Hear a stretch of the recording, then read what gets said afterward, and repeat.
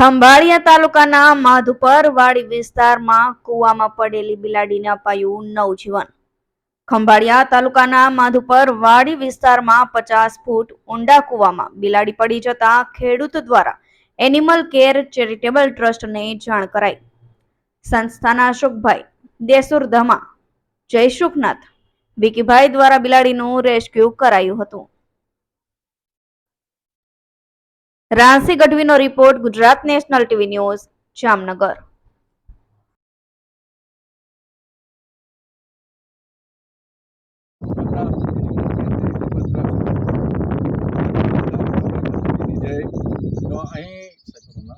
લખુભાઈ ખીમાભાઈ લગારિયા એમની વાડીની અંદર એક બિલાડું પડી ગયેલું હોય 3-4 દિવસ થયા, તો એનિમલ કેર ચેરિટેબલ ટ્રસ્ટની ટીમને જાણ કરતા તો સફળતાપૂર્વક રેસ્ક્યુ કરી અને એ બિલાડીને બહાર કાઢેલ છે।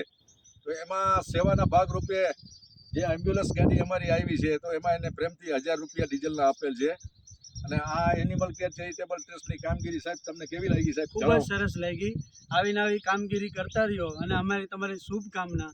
બહુ સરસ કામગીરી કરી। 70 ફૂટ કૂવામાં તમે સરસ મજાનું રેસ્ક્યુ કર્યું। તમને તમારી ટીમને એનિમલ કેરની ખૂબ ખૂબ ધન્યવાદ। જય સિયારામ, જય ગૌ માતા। આ સેવામાં વિકીભાઈ ફોજી અમારા જે અત્યારે એનિમલ કેર ચેરિટેબલ ટ્રસ્ટના સદસ્ય છે, અત્યારે ફોજમાં એની નિમણૂક થઈ ગઈ છે, તે હમણાં 15 દી પછી જવાના છે, છતાંય સેવામાં હાજર છે।